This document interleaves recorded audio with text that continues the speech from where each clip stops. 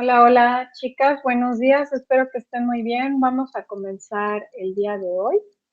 Eh, Nada más por ahí, no me espanten. Recordamos que la clase es 11:30. Sí, ya sé que por ahí hay como un pequeño desfase de minutos, entonces aprovechen si tienen ahí libre para comer sus alimentos, tomar agüita, estirarse, yo qué sé, porque ya saben que de pronto hay algunas veces que nos toca estar como revisando muchos conceptos teóricos, entonces nos podemos llegar a sentir un poquito abrumados, ¿no? Entonces, despejense. Vamos a retomar, y ya es lo último de esta primera unidad, pero en esta primera unidad el objetivo es que ustedes tengan un acercamiento a la integridad de lo que es la evaluación del estado nutricional. ¿A qué me refiero con eso? Que ustedes en este punto ya saben que una evaluación del estado nutricional no es únicamente pesar y medir a una persona, sino que consiste en preguntar diferentes antecedentes, hay diferentes tipos de antecedentes, recopilar información de las medidas físicas, considerar los signos y síntomas que dan información clínica. También existen diferentes herramientas y cuestionarios que nos permiten evaluar la parte dietética y conjuntando toda la información obtenida podemos llegar a un diagnóstico. Nos habíamos quedado aquí en este punto de la exploración física orientada a la nutrición, que normalmente lo van a leer como EFON, y muchas veces considera cuál es el aspecto general del individuo, cómo están los signos vitales, el estado de la piel, el estado de la cabeza, oídos, ojos, nariz y garganta, estado del sistema cardiovascular, cardiopulmonar, perdón, el estado de las extremidades, músculos y huesos, estado del aparato digestivo y estado general del sistema nervioso y cognitivo. También habíamos comentado que lo que pueden llegar a requerir para evaluar el EFON dependerá qué tan exhaustivo o minucioso quieran hacer el EFON, porque puede ser desde que tengan una lamparita, un supresor lingual, manguitos, dependerá. Puede ser desde lo más sencillo hasta el equipo más especializado. Y en cuanto a los resultados de la exploración física, es importante que se analice bajo una línea de razonamiento. ¿A qué me refiero con esta línea de razonamiento? Pues no tenemos que ser como los más racionales, pero sí utilizar lo siguiente, o sea, saber qué estoy encontrando que es anormal, porque pues la persona me puede decir, bueno, es que normalmente sí me levanto en la noche a hacer pipí unas 2, 3 veces. Eso no podemos decir que sea algo normal, salvo que la persona me diga, bueno, es que me tomo 2 litros a las 9 de la noche. Ok, solo en ese caso lo consideraría normal. Fuera de eso diría, ok, aquí tengo un poquito rojo.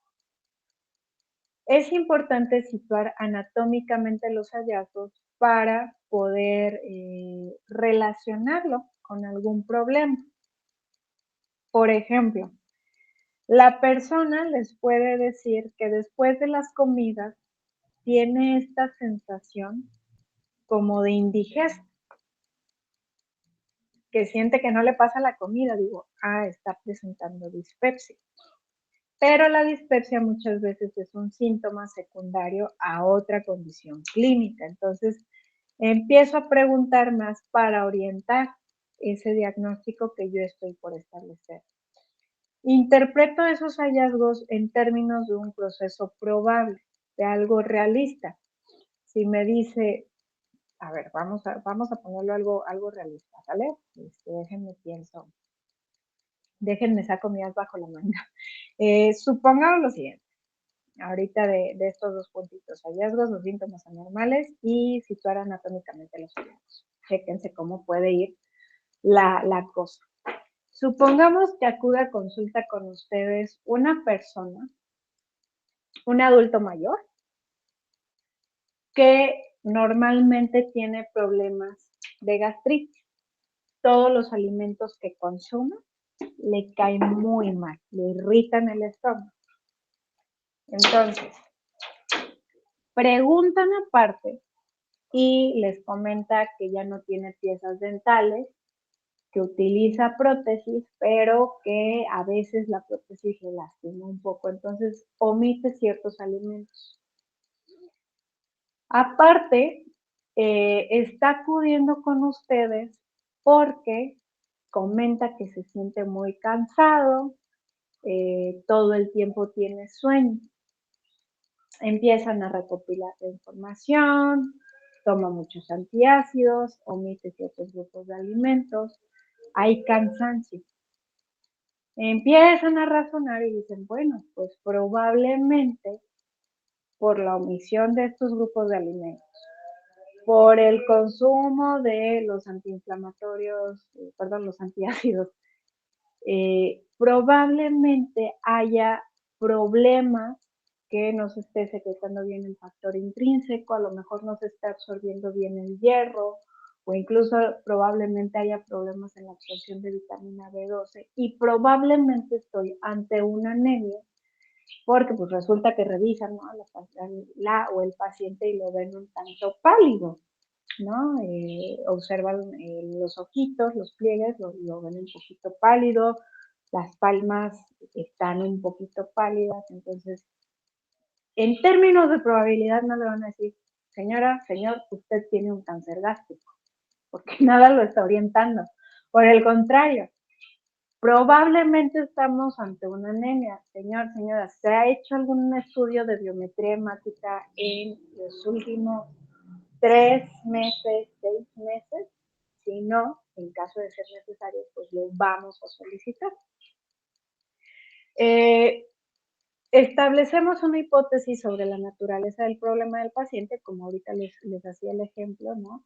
Problemas en la ingesta, problemas en lo que es la digestión y la utilización de los nutrimentos. Examino la hipótesis mediante la colaboración con otros profesionales y establezco un diagnóstico nutricional y desarrollo el plan adecuado para el paciente siguiendo pues todos los pasos necesarios. Entonces, regresando un poquito a este ejemplo, y desgraciadamente algo que ocurre, es que siempre decimos, es importante el trabajo multidisciplinario o bien, en caso de ser deseable, interdisciplinario, pero lo cierto es que no siempre estamos en contacto con otros profesionales de salud, incluso estando en las instituciones gubernamentales, pues únicamente la comunicación es de forma quizá escrita a través del expediente, digo, está bien, ¿no? Es parte de, pero no hay este feedback que es muy importante. Entonces, pues aquí, en este ejemplo que les da, a lo mejor cosas que podríamos hacer, bueno, señora, ¿ha acudido con el médico o con qué otro especialista de la salud ha revisado estos problemas que está presentando, ¿no?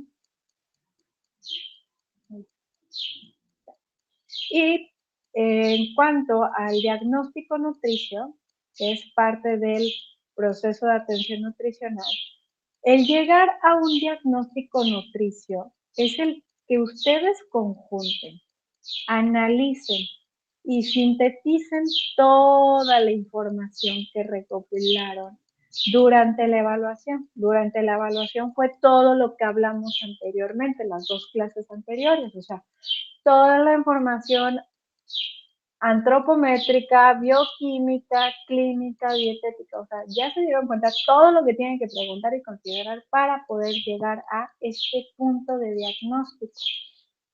Pero aquí es muy importante que identifiquen y delimiten los problemas que son referentes al aspecto de la nutrición.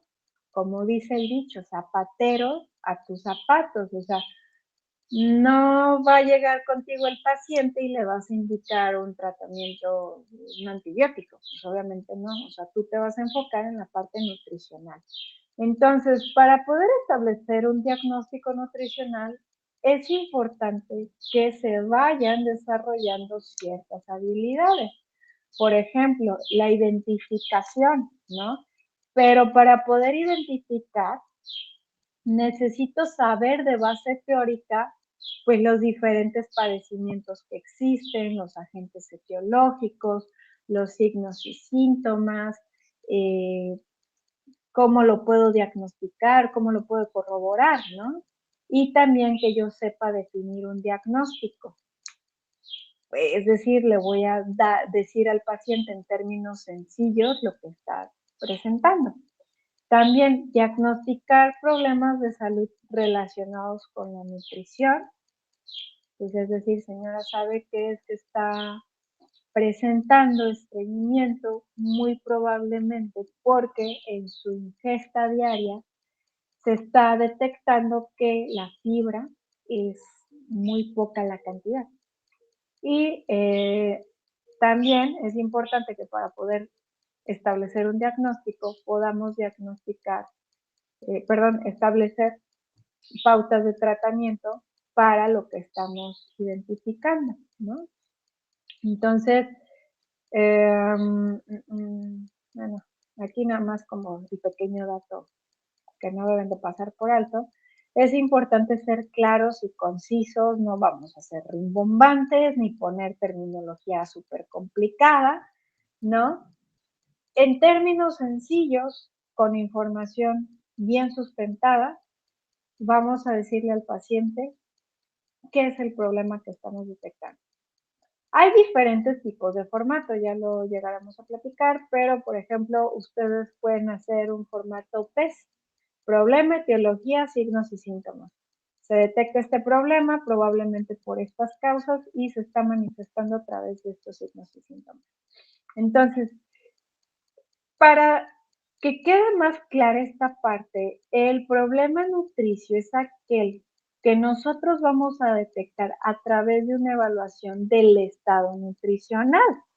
Por eso les explicaba anteriormente, la evaluación nutricional es la antropometría, la bioquímica, la clínica y la dietética. Entonces, esto mismo se va a resolver con una intervención nutricional. Y no solo basta con el decir cuántas calorías, cuántos macronutrientes, cuánto de agua y cuáles grupos de alimentos, en qué cantidades o de qué forma combinado. También incluye el cómo lo va a masticar, bajo qué ambiente lo puede hacer, qué pautas debe de considerar, por ejemplo, si hay medicamentos, si debe de ser el medicamento con alimento, si se debe de esperar.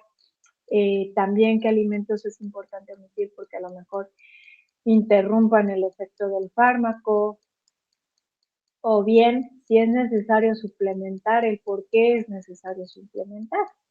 Entonces, aquí les pongo el ejemplo de una ingesta deficiente de hierro, que puede ser porque se está detectando un escaso de consumo de alimentos que son fuente de hierro. Por ejemplo, alimentos de origen animal, fuentes vegetales como verduras de hoja verde fuerte y las leguminosas. Y está evidenciada esta probable ingesta de deficiencia de hierro por síntomas como la debilidad y el cansancio, y se corrobora incluso porque se está detectando una anemia ferropénica. Los valores de la hemoglobina están bajitos, ¿no? Entonces, a esto nos referimos con el establecer un diagnóstico nutricional. A su vez, la intervención nutricia, ya que nosotros le dimos ese diagnóstico, pues hay que planear y establecer todos los pasos que es importante que se sigan, pero estos pasos es crucial que se basen en la evidencia o en el sustento científico suficiente y que el enfoque quede justificado en que resuelve un problema. Es por esto que de pronto la nutrición cruza con ciertos problemas o puede estar como tambaleando, por así decirlo. Porque al tratarse la nutrición de una ciencia que estudia cómo se da todo el proceso de la nutrición, pues la terapia muchas veces es a través de la alimentación. Y como absolutamente todos comemos, pues todos creemos que podemos dar pautas de tratamiento, cuando realmente les mencionaba, es importante tener de sustento ciertas bases teóricas. Entonces, la evidencia científica, chicas, es crucial porque es informarnos de los diferentes estudios que se han hecho, estudios validados, estudios bien realizados, bajo qué condiciones, qué intervenciones fueron, que dieron un resultado y que incluso tienen una explicación lógica. A lo mejor puede ser una explicación incluso ya que lo delimita a nivel molecular o bien hasta pues ya se comprobó de diferentes maneras, ¿no? Entonces, reitero, el objetivo siempre va a ser, a pesar de que todos comemos, ¿no? Pues no todos podemos dar ciertas recomendaciones nutricionales. Es por esto que aunque el nutriólogo desgraciadamente aquí en México no es como muy bien valorado, pues es el profesional de salud competente, porque tiene todo un enfoque. Entonces, el objetivo de la intervención, más allá de complicar la vida, ¿no? Es generar un cambio. ¿En qué nivel? Ya sea en las causas o en los problemas que se identificaron. Y se enfoca en solucionar el problema. Entonces, se deben de establecer las metas con base a 4 pilares. Un pilar es el cuidado basado en el valor del paciente. No es decir cuánto vale el paciente, cuánto me va a pagar y cuánto dinero le puedo sacar, ¿no? Sino en impactar en su calidad de vida, dejar satisfecho a mi paciente, fomentar medidas que refuercen su nivel de autoeficacia y de automanejo y además sean metas que consideran la habilidad funcional de mi paciente. Otro pilar son los resultados directos de nutrición, es decir, ¿qué aprendió mi paciente con esta intervención nutricional?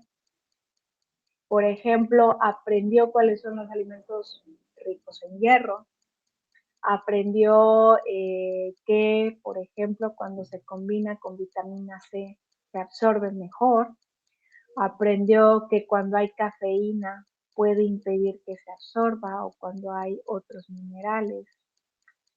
Eso es por decir todo lo que aprendió. También los cambios en la conducta.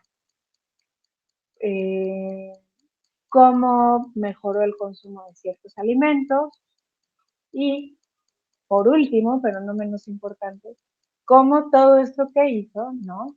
El aplicar un conocimiento en acciones que se traducen en el consumo de alimentos, pues impacta de forma directa en el estado de nutrición. El otro pilar que tenemos es el de los resultados clínicos y de salud.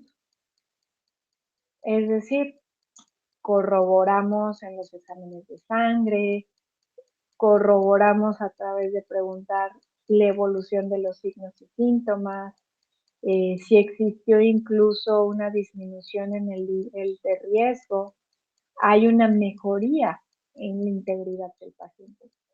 Y la aplicación, el otro pilar, es el de la aplicación de cuidados de salud y la disminución de los costos.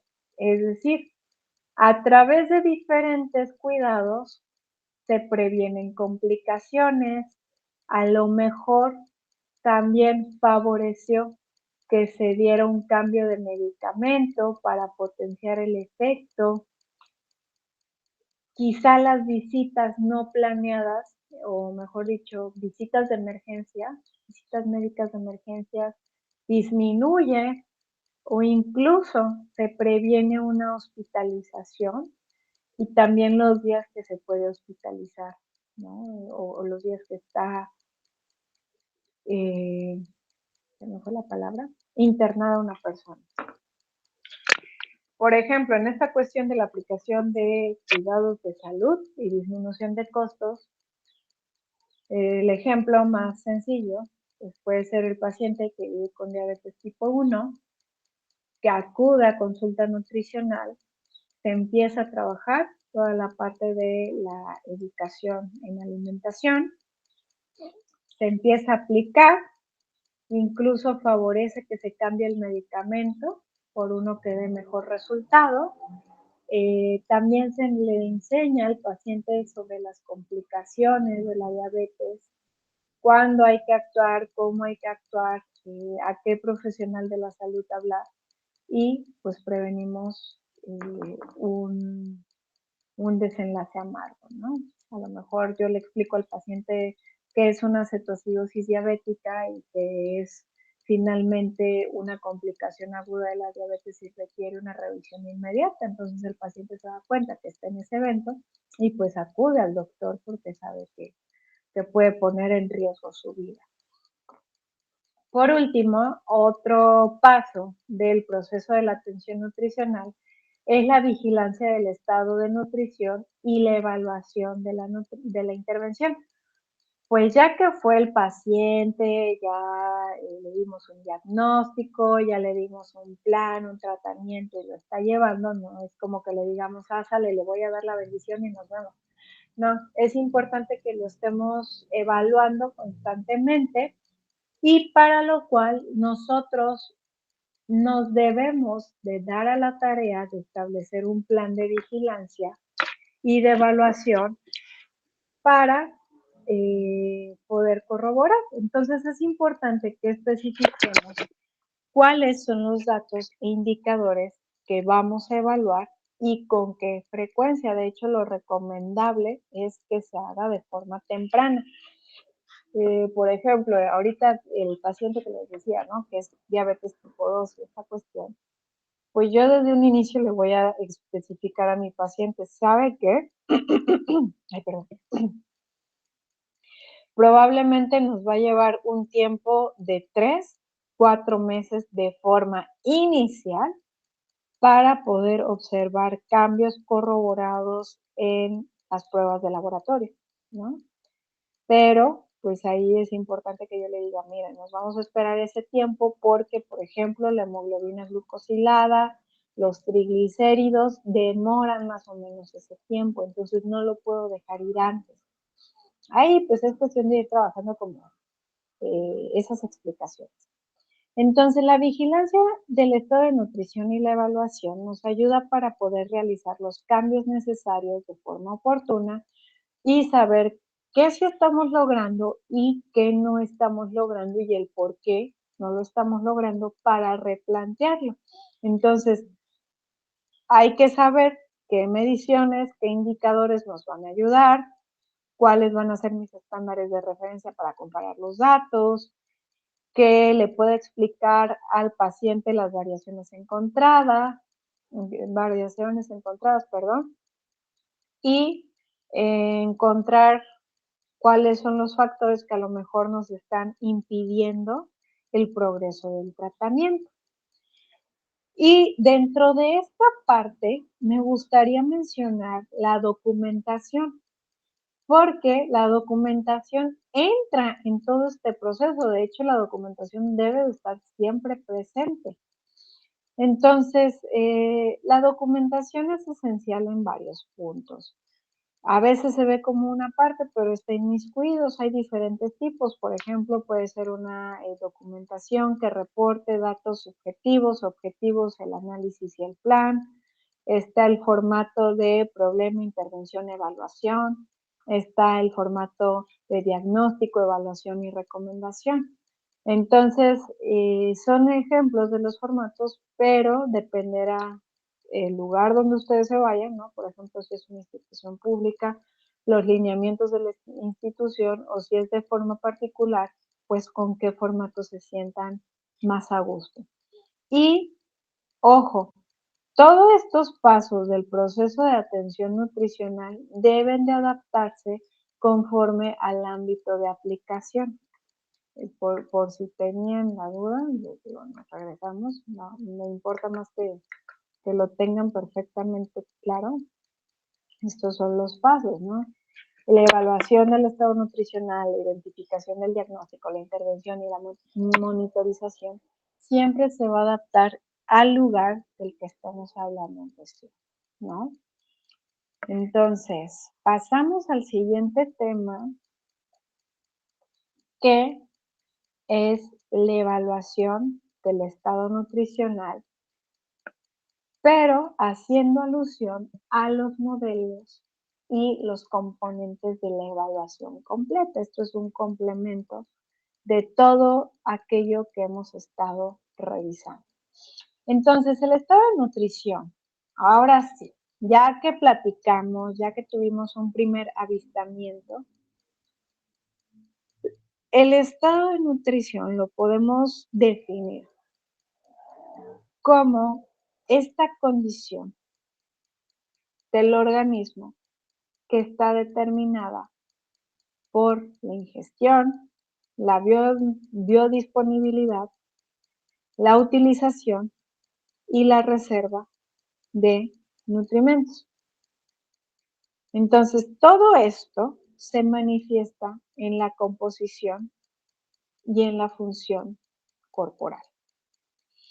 Y pues no ocurre porque sí solita, sino que es resultado de diferentes interacciones biológicas, psicológicas, sociales, culturales, económicas, eh, diferentes, geográficas, etcétera, etcétera. Entonces, quiero que lo reflexionen y lo vean de esta forma. El cuerpo siempre va a ser un tema de interés constante, nada más y nada menos porque es la manifestación física de nuestra existencia. Y al decir que es una manifestación física de la existencia, reitero, hay interacciones de diferentes tipos, ¿no? Cómo interacciona mi organismo con los pensamientos que tengo, cómo interacciona mi organismo con el entorno en el que estoy viviendo, entre otras cuestiones. Entonces el cuerpo siempre va a ser un blanco de debate. ¿Por qué? Pues estoy manifestando mi existencia. Entonces, el estado de nutrición, ya hablándolo de forma técnica, se valora para conocer la composición y el funcionamiento corporal, principalmente para poder dar una atención y una vigilancia nutriológica. Entonces, ¿por qué es importante evaluar el estado de nutrición? Porque yo puedo cuantificar las reservas corporales, identificar riesgos y en caso de exceso o de deficiencia, poder brindar un esquema de asistencia. También es útil para comprender lo que ocurre en el ciclo vital por las diferencias biológicas del sexo y en el estado de salud de enfermedad. Entonces, voy a saber cómo cambia el cuerpo en estos procesos. Y también, pues, ayuda en lo que es la valoración de la ingesta dietética, sobre todo en términos de energía, ¿no? Pues muchas veces decimos que el peso, si comes muy poquito vas a tener un bajo peso, ¿no? Pero también, por ejemplo, de algunos nutrimentos, si hay deficiencia de un nutrimento, se va a manifestar. Entonces, existen diferentes modelos cómo nosotros podemos comprender y valorar la composición corporal. Y la composición corporal, dicho en términos simples, es cómo está constituido nuestro cuerpo y cómo interactúan estos elementos en el ciclo de la vida y en el ciclo de la salud-enfermedad y entre hombres y mujeres. Entonces, la composición corporal es el resultado, como les decía, de la interacción de múltiples factores, ¿no? Y de forma cruda, es el reflejo de la acumulación neta de nutrimentos y otros elementos que se han retenido durante la vida. Por ejemplo, los huesos finalmente es donde se almacena calcio y fósforo. Los órganos, pues ahí yo estoy almacenando diferentes compuestos, ¿no? Principalmente proteínas. También el tejido adiposo, ¿no? Por ejemplo, secreciones, o sea, todo lo que consumimos en nuestro cuerpo se puede quedar retenido o almacenado, o por el contrario, no se almacena y requiere que se esté dando de forma constante. Entonces, hablando en cuanto a los niveles de organización, el cómo podemos analizar la composición corporal, existen diferentes modelos, pero estos dos que tenemos son como los principales. Existe el modelo de los 5 niveles, que es el modelo central en la investigación. Los 5 niveles consta del nivel atómico, el nivel molecular, celular, tejido, órganos y el nivel corporal. El modelo de los dos compartimentos se fundamenta en que el cuerpo humano se compone de masa grasa y masa libre de grasa. Como que no entra tan técnico, ¿no? En este sentido. En cuanto al modelo de los 5 niveles, pues principalmente aquí los podemos observar. El nivel atómico, que es como el más chiquitito en el tamaño, pues la masa corporal se constituye o se conforma de 11 elementos. Sin embargo, el 96% está compuesto principalmente por carbono, hidrógeno, oxígeno, nitrógeno y otros elementos importantes como es el calcio, el potasio, el fósforo, el azufre, sodio, cloro y magnesio. Entonces, imaginen, visualicen su cuerpo, ¿no? En su nivel más elemental, en el nivel atómico, ustedes, yo, todos estamos conformados de esto. En el nivel molecular, principalmente se apunta a 6 componentes principales. Son los lípidos, el agua, las proteínas, los hidratos de carbono, los minerales que están presentes en los huesos y los minerales de tejidos blandos. De hecho, aquí pues podríamos encontrar comprendida la masa grasa, porque ¿qué contiene la masa grasa al final de cuentas? Lípidos, ¿no? Y la masa libre de grasa, porque ¿qué contiene? Pues todo lo restante. Entonces, igual, visualicen su cuerpo, el mío, pues van a contener exactamente lo mismo. No es como que diga, ¿saben qué, chicas? Yo no tengo lípidos. No, claro que los tengo todos nosotros. En el nivel celular, hacemos alusión a los sólidos extracelulares, el líquido extracelular, líquido intracelular, y pues aquí podemos dividir a las células en grasa y masa celular corporal. Todo aquello que metabólicamente hablando es activo, o bien que representa un gasto de energía. En cuanto al nivel de tejido órganos, pues el nombre ya lo está sugiriendo.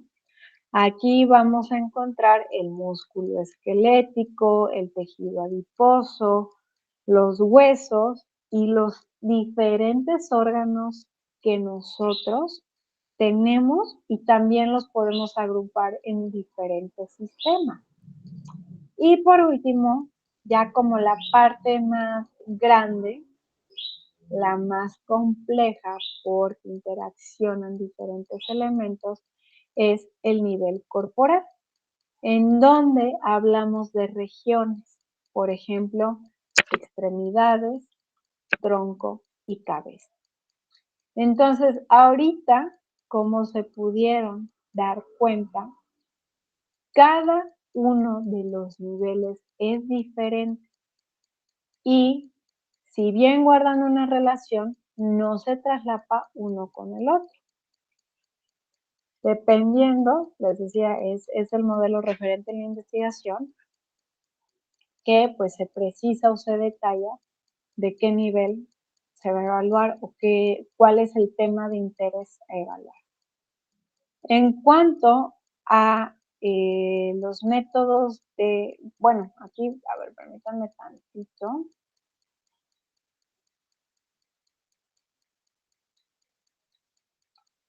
Ay, no, ¿saben qué? No me acuerdo en qué presentación es. Creo que es la de la antropometría. A ver, un segundo.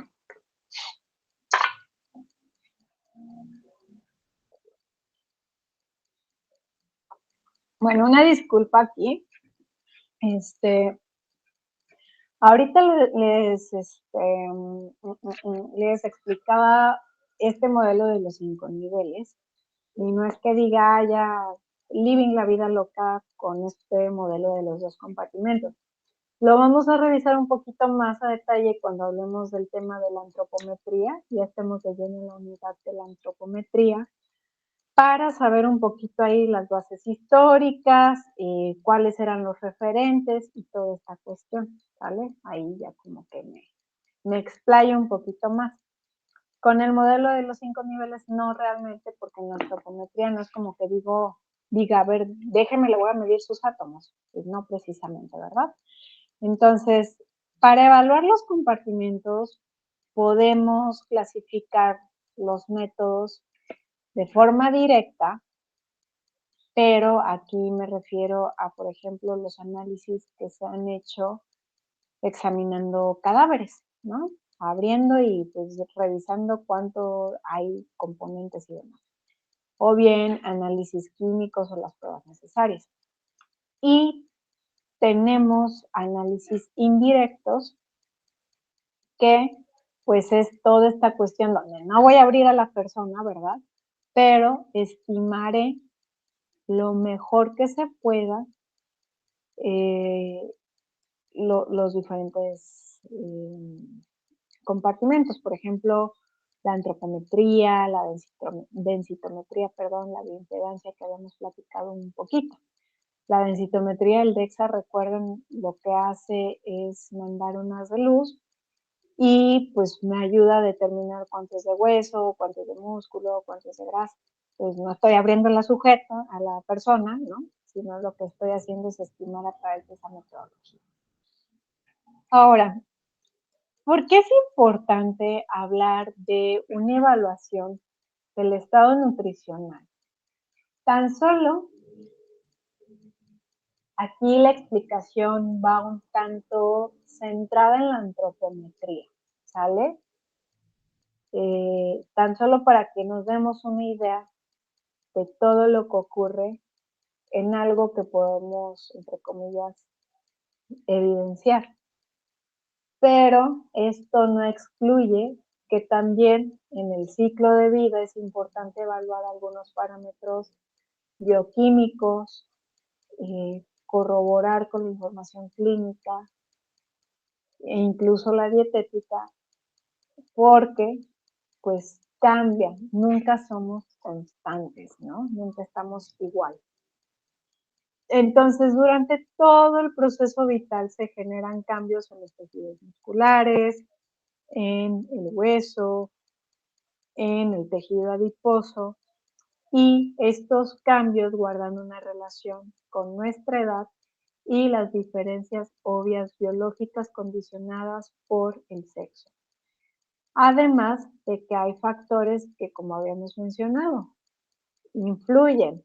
el grupo étnico, el estado, o bueno, la situación hormonal, el ciclo salud-enfermedad, el impacto de la alimentación, el impacto de la actividad física, o sea, todo, todo, absolutamente todo. Entonces, a nivel corporal, sabemos, sabemos que, por ejemplo, cuando somos chiquititos, el crecimiento de la masa magra es lineal. ¿A qué me refiero con decir que es lineal? En niños y niñas es igual, ¿no? Pero, pues, las obvias diferencias biológicas, ¿no? Niños es un poco más que en el caso de las niñas. Sin embargo, insisto, recuerden que existe una interacción con otros factores, como por ejemplo, una mala alimentación puede limitar esta parte. Entonces, continúa el crecimiento en niños y niñas, está similar. Pero en la pubertad, ¿qué ocurre? Las diferencias se hacen más obvias. Entonces, surge un brote de masa magra, el cual, en el caso de los hombres, es más prolongado e intenso. Los hombres, sobre todo ustedes van a recordar ahí, compañeros de la secundaria, de pronto entraron bien chiquitos en la secundaria y hasta pudieron egresar bien chiquitos.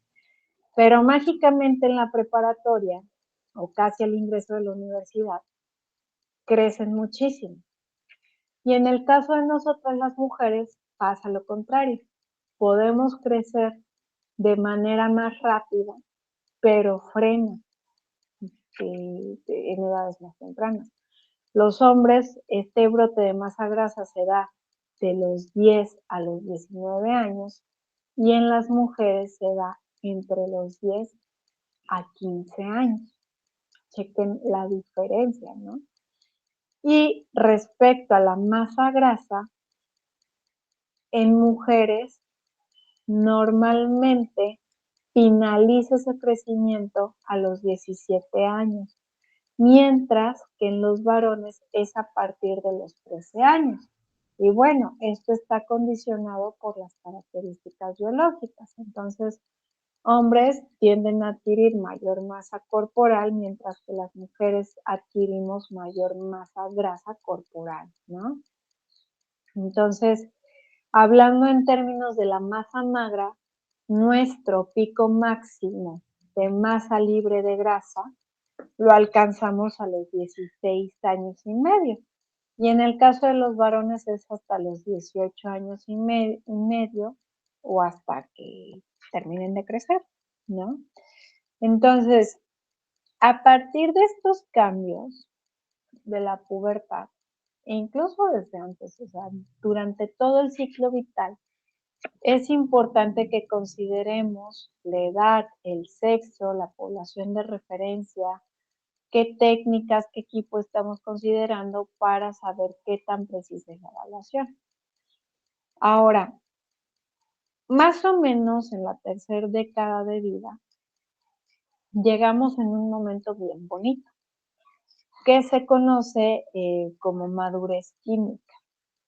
¿A qué se refiere esta madurez química? Es un momento en el que la masa corporal libre de grasa es constante.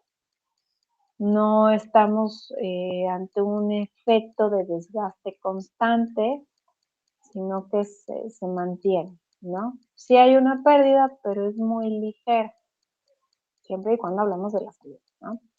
Entonces, permanecemos, desgraciadamente lo que ocurre hoy en día es que permanecemos quizá con una masa muscular menor de lo ideal y un exceso de tejido adiposo. Entonces, los cambios en la composición corporal se mantienen constantes ya cuando somos adultos hasta que inicia el envejecimiento. El envejecimiento empieza de formas diferentes en cada quien, pero normalmente la masa grasa se redistribuye, sobre todo se acumula en lo que es la parte media del tronco, la masa muscular se reduce en las extremidades y también lo que es el tejido óseo empieza a disminuir. Entonces,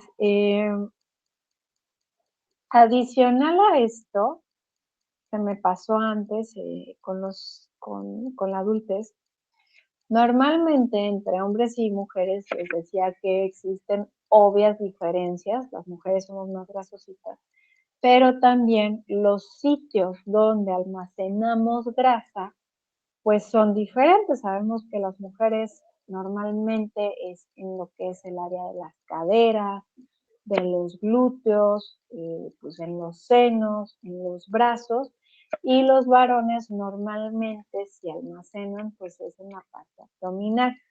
Sin embargo, ya cuando empezamos a envejecer, la acumulación principalmente es en la zona central. Entonces, pues conforme envejecemos, no volvemos a este punto donde niños y niñas son iguales, pero adultos mayores viven problemáticas similares, ¿no? Pierden músculo, ganan grasa, pierden hueso y también pierden agua corporal.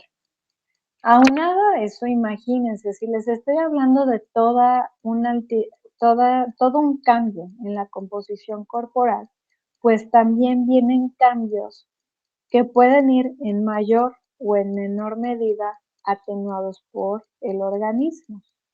Siempre y cuando se mantenga la homeostasis, pues podemos no encontrar de pronto datos bioquímicos alterados, pero por ejemplo, los valores de referencia son diferentes en niños que en adultos, incluso por ejemplo en las embarazadas.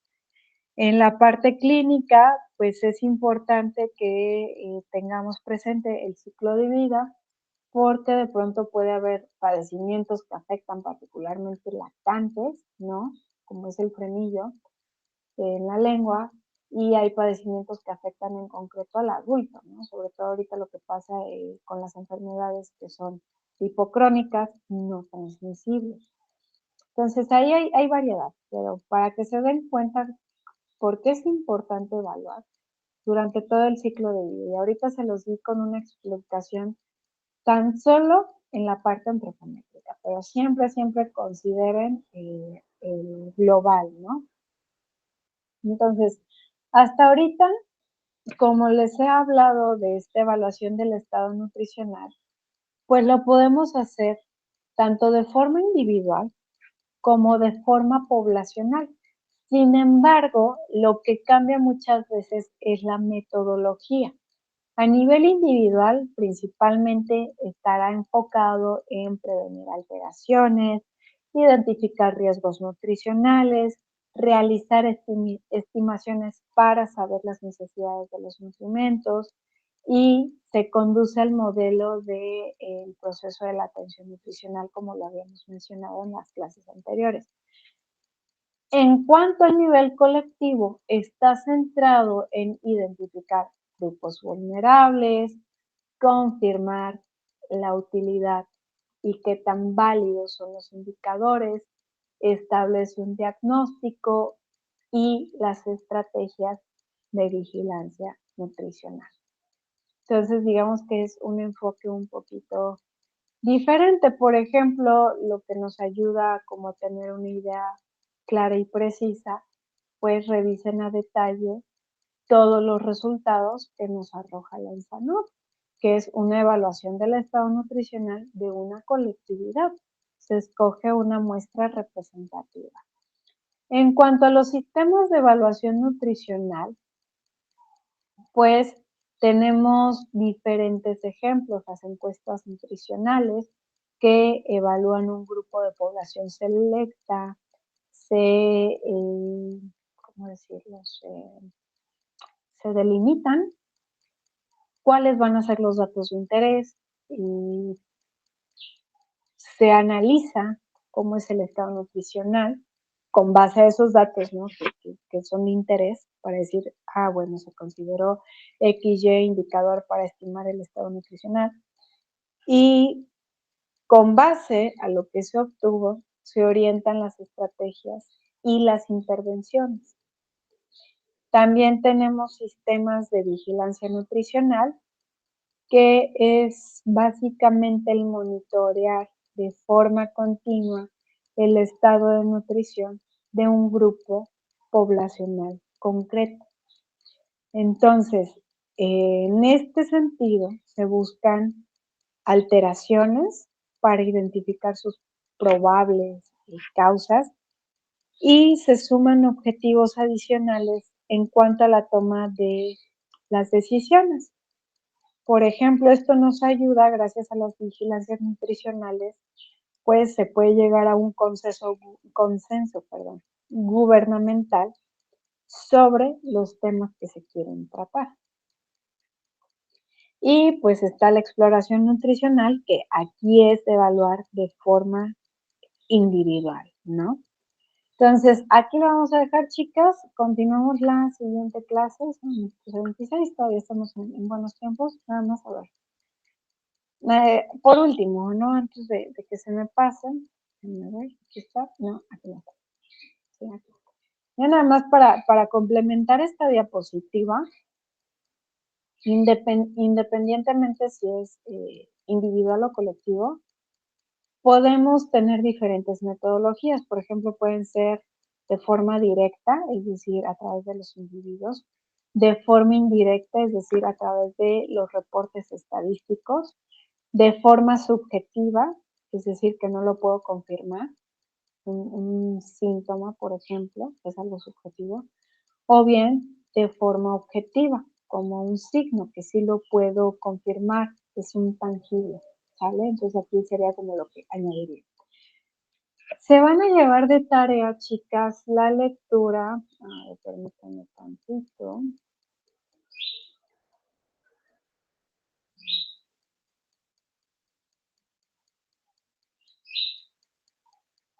Vamos al Classroom. Ay, perdonen, que es que normalmente la computadora se tarda mucho cargando.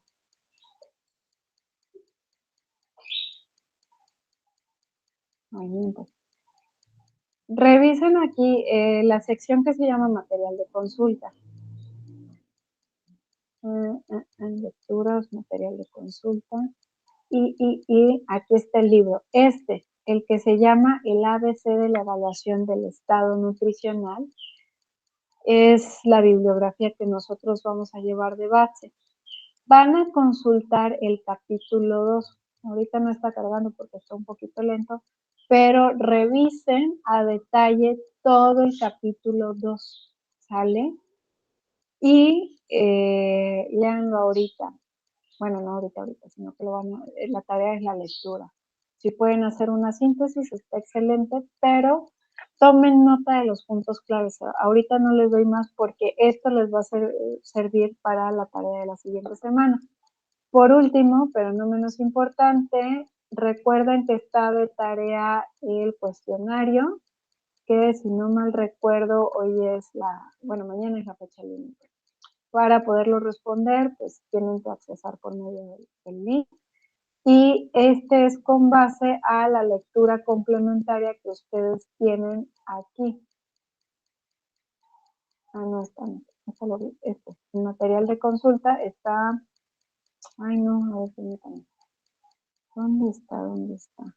Aquí está, la lectura 1 complementaria en el material de la unidad. ¿De acuerdo? Antes de terminar, no sé si tienen alguna duda, chicas, si no nos vemos la siguiente semana.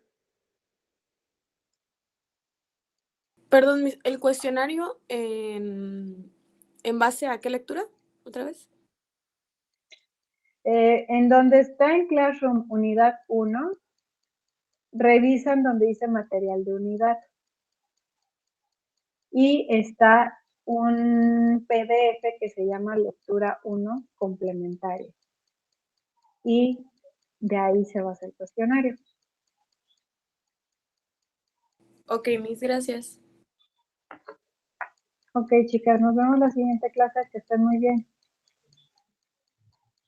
Igualmente, mis gracias.